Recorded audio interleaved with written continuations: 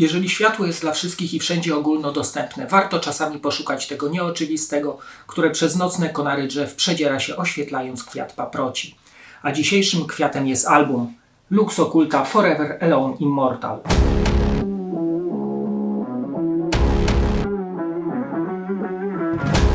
Lux Occulta powstają w 1994 roku w podkarpackiej miejscowości Dukla z inicjatywy gitarzystów Petera i Jamesa, do których dołącza wokalista Jarosław, perkusista Emil, basista Jackie oraz klawiszowiec Jurek. Zespół początkowo wykonuje black metal, by w późniejszym okresie zająć się bardziej awangardową stroną muzyki.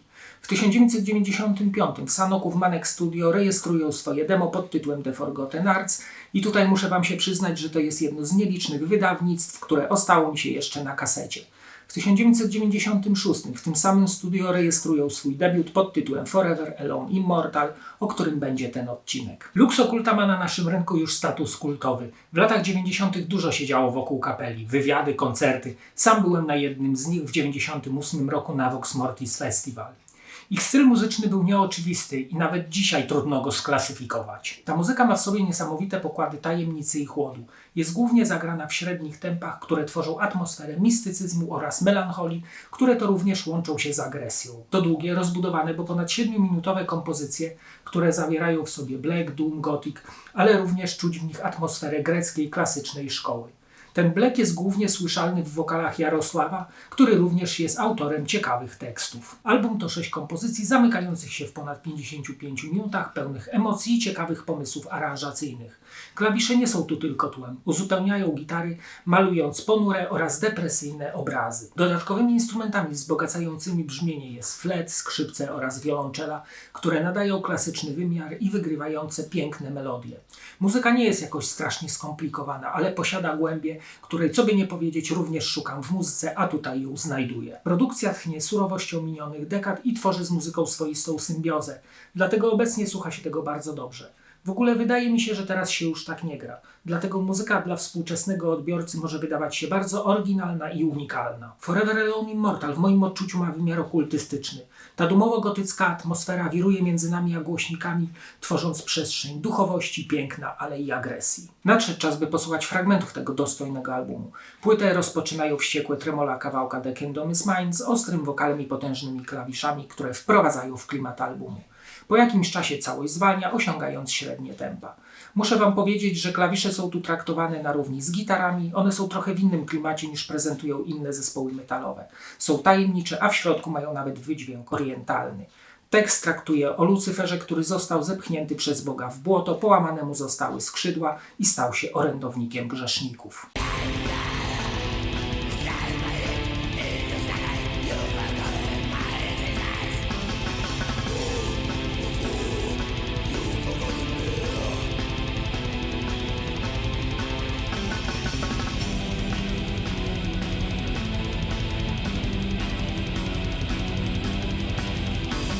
Homodeus Throne of Fire rozpoczyna się rozmytymi klawiszami, do których dołącza zapadający w pamięć riff gitarowy i ostry growlokrzyk Jarosława. To ponad 11-minutowy utwór, w którym wyraźne są senne motywy klawiszowe, a nawet flet. To jeden z moich ulubionych utworów Lux Occulta. Końcówka utworu jest dość ostra. Utwór opowiada o Bogu człowieku, który stawia się ponad wszystkimi, zakłada sobie na głowę cierń, przebija bok, każe wszystkim przed sobą klękać, w zamian odpuści grzechy.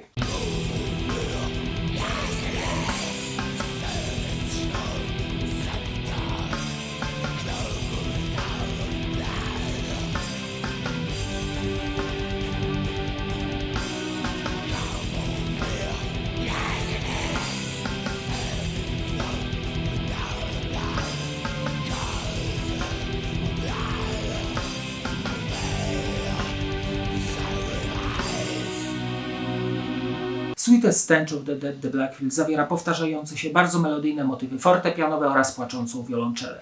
Utwór rozwija się, by w kumulacyjnym momencie brzmieć bardzo epicko i monumentalnie. W kawałku jest ciekawe solo oraz przeszywające wokale. Tekst traktuje o wzbierającej nienawiści do Boga, że umieścił nieśmiertelną duszę w kalekich skorupach i uczynił nas niewolnikami.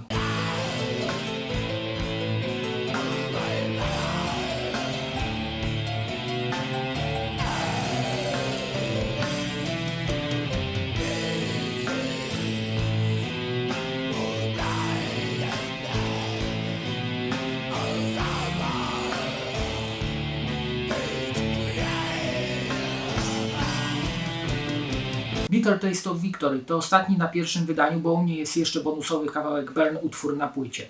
Z rozdzierającym wręcz skowytem Jarosława i bardzo podniosłymi orkiestracjami. To jest chyba najcięższy kawałek na płycie, w którym autor zapytuje, gdzie jest obiecany Eden, gdzie bratnie dusze. Ceną za wybranie własnej drogi jest wieczna samotność.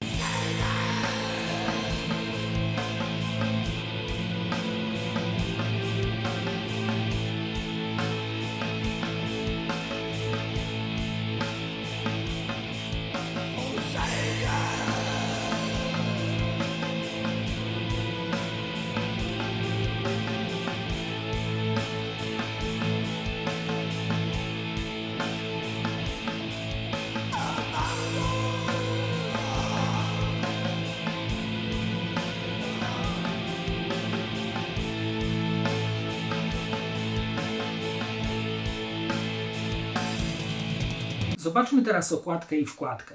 Cover płyty zdobi retuszowane zdjęcie aloesu na czarnym tle, które sprawia wrażenie lodowatych sopli, które wyglądają jak zamarznięte płomienie ognia. Czuć w tym powiew zimna i emanujący chłód. Bardzo fajny pomysł. Na górze po lewej nazwa zespołu i tytuł albumu. Wkładka jest dość interesująca. Na czarnym tle występują białą kreską nadrukowane ciekawe grafiki w stylu słowiańskim.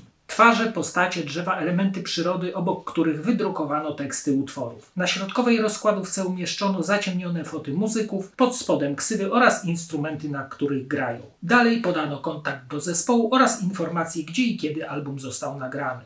Na stronie zamykającej wkładkę wydrukowano logo zespołu, a pod nim podziękowania. Na płycie CD umieszczono tajemniczą niebieską postać wyglądającą jak wiedźma na tle starego, bezlistnego drzewa, obok nazwa zespołu i tytuł albumu. Na stronie zamykającej pudełko obok grafiki roślin podano tytuły utworów, a na dole przyklejono hologram świadczącym o oryginalnym produkcie. Jest to wydanie z 2002 roku z Metal Mind Records. To jeden z ciekawszych albumów, które zrodziła nasza scena metalowa w latach 90.